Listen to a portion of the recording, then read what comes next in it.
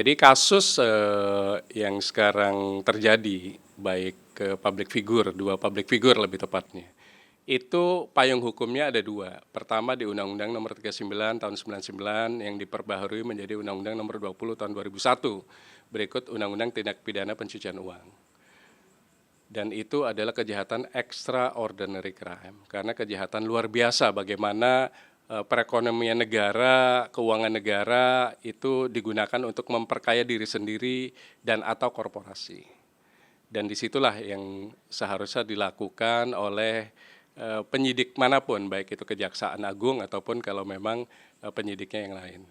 Tujuannya apa? Tujuannya adalah membuat efek jera kepada masyarakat supaya tidak melakukan hal yang sama. Karena apa? Ini uang negara, uang bangsa hanya untuk dimanfaatkan oleh orang atau sekelompok orang saja. Semestinya kan untuk membangun jembatan, membangun sekolah, memelihara fakir miskin, membuat orang kalau bisa seluruh Indonesia minimum SMA yang konon katanya sekarang hanya SMP saja tidak lulus mayoritas penduduk Indonesia, makanya membutuhkan bansos-bansos yang setiap saat harus ada.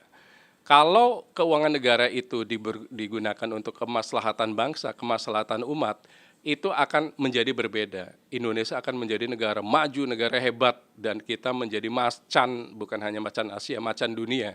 Karena apa? APBN kita itu cukup besar untuk membangun dua perintah konstitusi tadi, memelihara harta fakir miskin dan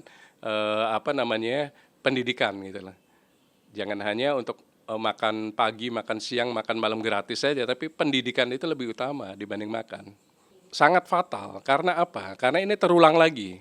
Keuangan negara itu diambil oleh sekelompok orang dan dinikmati oleh sekelompok orang saja. Bahkan dinikmati oleh keluarga saja gitu. Yang semestinya dinikmati oleh 290 juta penduduk Indonesia.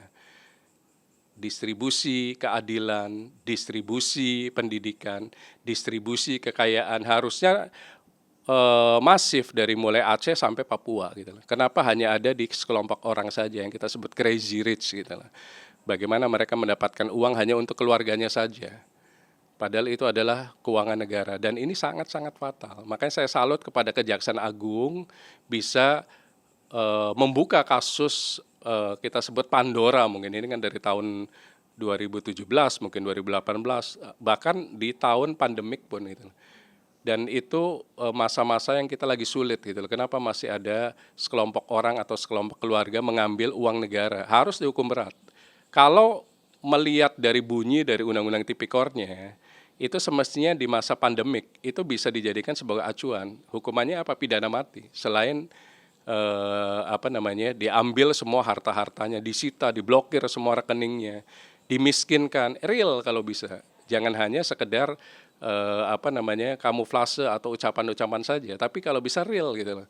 Dimiskinkan semuanya, hartanya diambil semuanya, disita semuanya, penjarakan agar menjadi pembelajaran kepada masyarakat Indonesia ataupun pejabat Indonesia bahwa korupsi itu adalah extraordinary crime dan kejahatan yang very berbahaya bagi negara karena apa? Menghancurkan mimpi-mimpi orang-orang pintar Indonesia yang semestinya bisa kuliah sampai S3 tapi hanya kuliah SMP saja tidak lulus. Jembatan-jembatan yang mestinya terbangun di seluruh Indonesia akhirnya hanya tertentu saja, jalan tol hanya tertentu saja gitu loh. Karena apa? Uang negara yang sejatinya untuk pembangunan bangsa, pembangunan infrastruktur bangsa dinikmati oleh sekelompok keluarga dan itu tidak fair. Kami sebagai masyarakat pun merasa tidak fair enough gitu loh. Mereka harus segera diberangus, kemudian dipenjara. Jangan puas mentersangkakan 1-2 orang saja.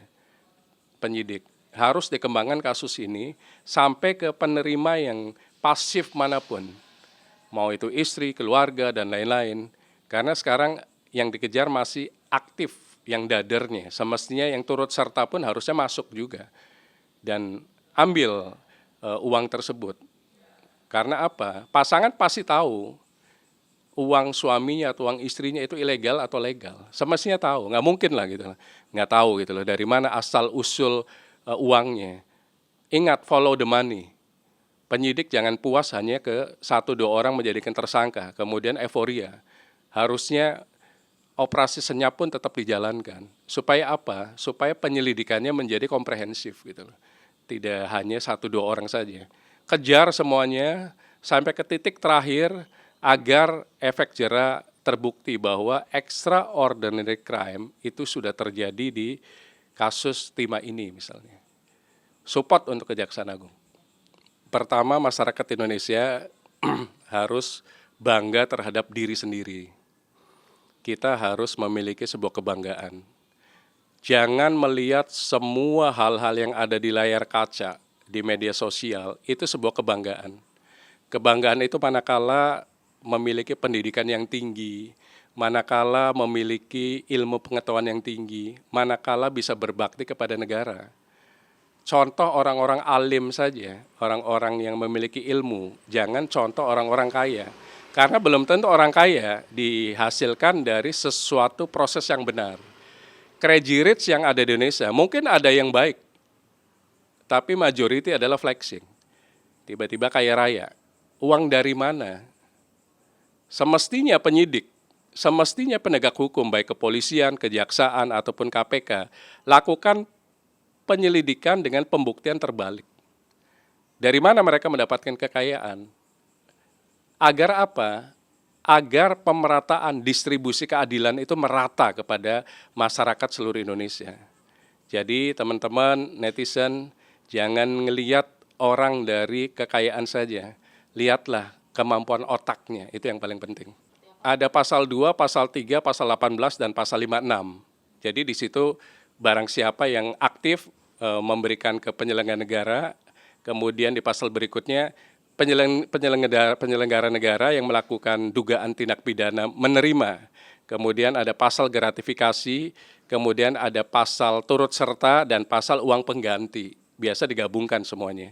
Jadi kerugian negara katakanlah 200 triliun harus dikembalikan oleh seluruh tersangka itu 200 triliun dan harus diusut tuntas. Jangan hanya puas mentersangkakan, tapi yang paling utama adalah mengembalikan kerugian negara sebesar yang dinyatakan oleh penyidik kejaksaan sekitar 200 triliun. Itu huge money. Kejar, jangan puas mentersangkakan orang saja.